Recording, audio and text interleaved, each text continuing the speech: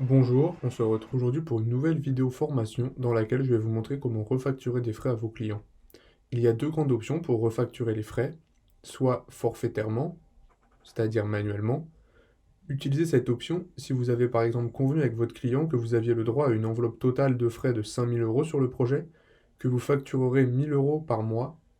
Ainsi, même si vos dépenses réelles sont inférieures, vous pourrez toujours facturer le montant convenu. Seconde option, au réel, c'est-à-dire que vous allez refacturer exactement les frais dépensés et suivis dans Stafease au centime d'euro près. En préambule, juste pour revenir sur la gestion des frais dans Stafease, je voulais vous dire qu'il y a dans Stafease un module vous permettant de gérer vos frais sur les projets. L'ensemble des frais dépensés pour une mission sont détaillés sur la page du suivi de mission. En sélectionnant la mission souhaitée, puis dans l'onglet Dépenses et le sous-onglet Frais. Plusieurs tableaux et graphiques existent. Un récapitulatif des frais totaux, un tableau par statut et par collaborateur, et enfin un tableau listant l'ensemble des frais. Vous pouvez télécharger les fichiers justificatifs des frais en cliquant ici, et un fichier Excel de l'ensemble de vos frais en cliquant ici. Pour revenir à la facturation des frais, le choix de refacturation des frais peut se faire dès la création d'une mission et être changé à n'importe quel moment en modifiant les paramètres de mission. Si on reprend le parcours de création de mission par exemple, sur la page de création, dans le bloc facturation, choisissez si des frais peuvent être facturés au client ou non en cochant cette option. Si vous choisissez oui, d'autres options apparaissent. Vous devez choisir comment refacturer vos frais, au forfait ou au réel, les deux notions que j'ai évoquées il y a quelques instants. Je vous montrerai un exemple pour chacune des deux options ensuite. Vous pouvez également choisir de laisser un commentaire interne sur la refacturation des frais. Ce commentaire ne sera pas vu par les clients. Si la refacturation est forfaitaire, par exemple, on peut inscrire refacturer tous les 2 mois.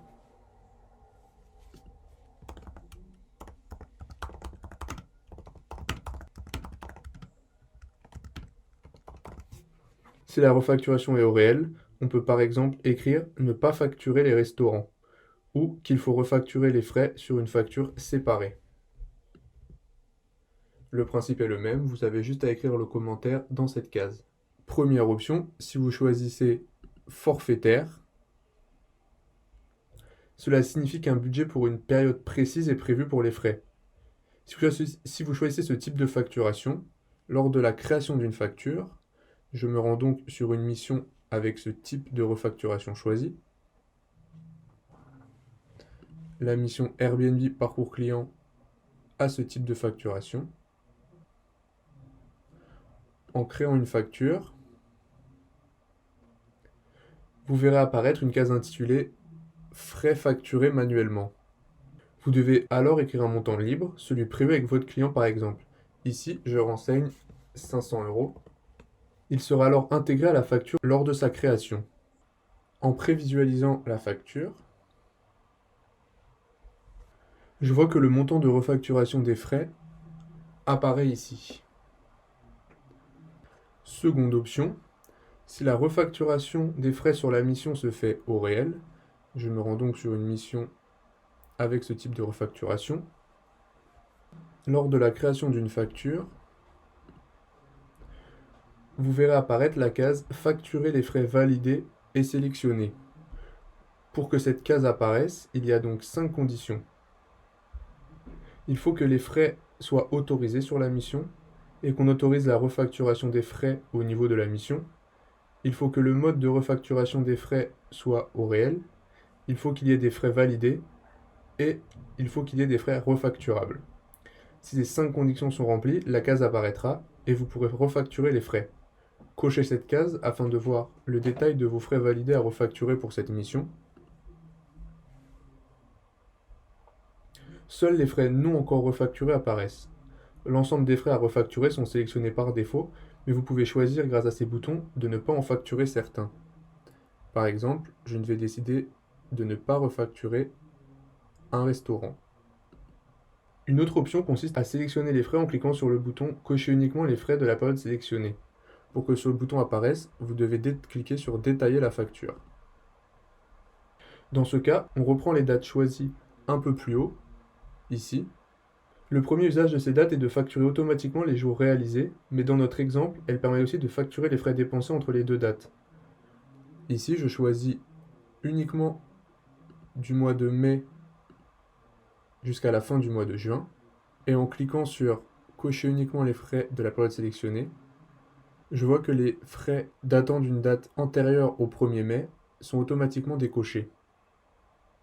Si des frais que vous souhaitez refacturer n'apparaissent pas ici, pensez à regarder s'ils ont bien été validés et s'ils sont bien refacturables. Pour rappel, vous n'avez que à aller dans l'onglet d'à côté pour voir la liste de tous les frais et vérifier leur statut. Ici, je vois qu'ils sont tous validés, mais si une case n'était pas cochée, cela voudrait dire que 1 n'est pas validé. Après avoir choisi les frais que vous souhaitez refacturer pour cette période, générez la facture. Ici, je la prévisualise pour voir comment les frais s'affichent. Je vois qu'ils sont détaillés dans un tableau présent en bas de la facture. Ce tableau peut s'afficher ou non en fonction des options d'affichage que vous avez choisies. Vous pouvez également à tout moment contrôler les frais que vous avez refacturés. D'abord, dans le détail de la facture, en allant dans l'onglet Facture, en cliquant sur la petite flèche, vous affichez le contenu de la facture. Je vois donc que j'ai facturé 360 € de frais réels. Pour plus de détails, je peux cliquer sur Modifier, si cette option est disponible pour vous, et voir en bas de page les frais refacturés sur cette facture. Vous pouvez aussi voir le fichier généré de la facture, soit en téléchargeant le fichier originel, celui qui a été généré à la création de la facture, en cliquant sur Télécharger. Un PDF est téléchargé, vous n'avez plus qu'à cliquer dessus pour faire apparaître le modèle qui est le même que lorsqu'on a prévisualisé la facture. Vous pouvez également éditer une nouvelle facture. Choisissez le modèle que vous souhaitez. Ici, je prends un différent et je clique sur Éditer avec le modèle.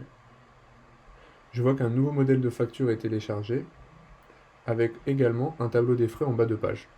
Dernière chose sur notre sujet, si besoin, vous pouvez exporter tous les frais qui ont été facturés dans un fichier Excel, pour en avoir une synthèse par exemple. Pour cela, il faut être administrateur.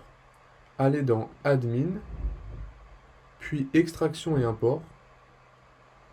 Dans le bloc Données par période, choisissez dans le menu déroulant à côté de Frais, Frais réels facturables. Cliquez sur Frais. Vous pouvez maintenant accéder au fichier Excel de vos frais refacturables, qui a été automatiquement téléchargé sur votre ordinateur. Voilà, cette formation est maintenant terminée. J'espère qu'elle aura répondu à l'ensemble de vos questions. Je vous conseille de regarder la formation sur la gestion admin des frais afin d'avoir plus de précisions sur le sujet. Et moi, je vous dis à bientôt pour une nouvelle formation Stafease.